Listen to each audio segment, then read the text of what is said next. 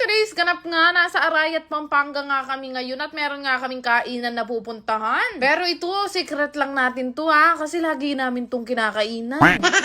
Ilang beses na nga rin kami nagpapabalik-balik dito sa Soupy Buns. Alam ng mga staff nila yan. So talaga pag nagawi kami malapit dito sa Arayat, Pampanga, hindi pwedeng hindi namin sila puntahan. Bukod kasi sa hindi crowded yung place nila, talaga makakakain ka ng mabuti dahil mapresko at maganda nga ang view. Pero ulitin ko, gusto ko sanang i-gatekeep pa to sa inyo. Ay, sa atin lang to baka maubusan ako ng Xiaolong Bao.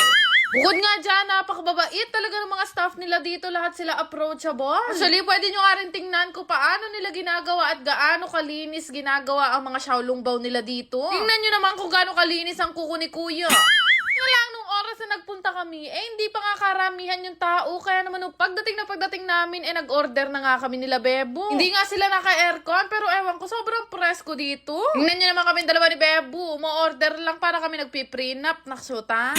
Ang nakakatuwa, may nakakilala pa nga sa Disney Princess nyo. Ang napansin ko talaga dito, ang bilis ng serving nila. Kaya kung gutom na gutom ka na, dito ka na talaga magpunta. Yung dalawa nga namin kasama na si Bajay at si Shira Vlogs. First time lang doon nilang kakain dito sa Soupy Buns. Kaya lahat na mga order namin ngayon, yun na yung mga pinag-o-order namin before. Medyo mahirap lang bigkasin lahat ng mga pagkain nila. Pero lahat ng yan, recommended ko sa inyo. Umpisa na nga natin dito sa may wonton nila na talagang napakasarap. Ay ako, kumaglaram. Talagang manyaman la rin pamanganda. Nung nakaraan kasi, may nag-comment sa akin, hindi daw masarap yung pinuntahan namin. Ay, tabalo kayo. Alam nyo guys, hindi ko binablog kapag hindi masarap. Kasi alam kong ibabash nyo ako, naksyota.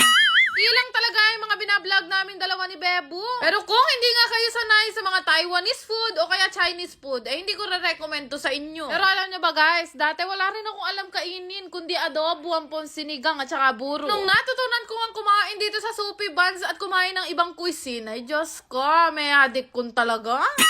Kami na rin kasi kami nakainan ni Bebo ng kung ano-anong mga Chinese o Taiwanese cuisine. Pero dito talaga yung nagustuhan namin sa Soupy Buns. Siguro, malaking factor kasi sa amin yung nakikita namin kung paano siya gawin at alam namin na malinis nga yung pagkain. Wala kasi dito sa tables namin, tanong na tanong nga namin kung paano nga ginagawa yung mga ino-order namin. Surprisingly talaga, tuwing bumabalik kami dito, nagle-level up yung mga pagkain nila. Pero habang kumakain nga ako, ay Diyos ko, nakakalimutan ko. Balik na naman yan ako sa day 1 ng pagdadayet ko.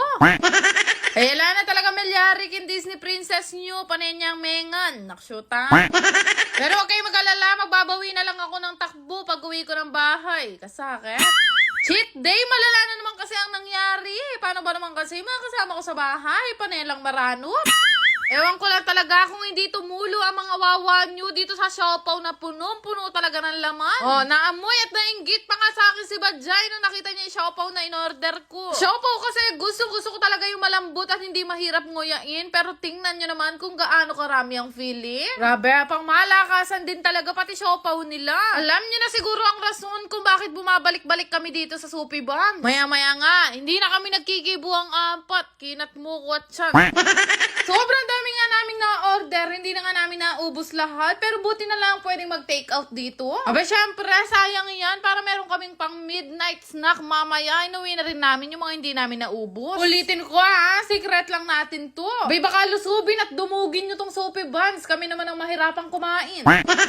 Sobrang dalas nga namin kumain dito, suki na nga ang tawag sa amin dalawa ni Bebo. Wala akong masabi, from the food, sa service, at lalo na sa mga staff, lahat yan mababait. Kaya shoutout po sa inyong lahat, magkita-kita ulit tayo sa susunod kong cheat day. Pag nadaan kayo dito sa may Arayat, Pampanga, wag niyong kakalimutang daanan ang Soupy Buns. Sigurado magkikita tayo dito kasi sa isang linggo nakakatatlo akong cheat day. Naksyuta. Yan lang naman. Salamat! Ala!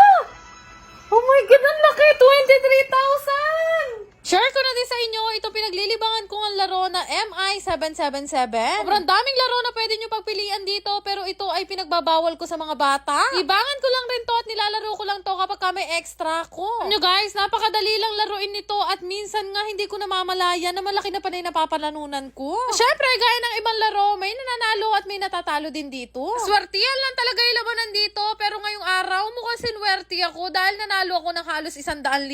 So syempre, hinay-hinay lang tayo sa paglalaro at pagtaya. Sabi nga nga nila lahat daw ng sobra, bawal. Pero syempre, wala din namang masama kung gusto mo subukan. Kaya kung gusto mo ring itry, ilalagay ko na lang yung link sa may comment section.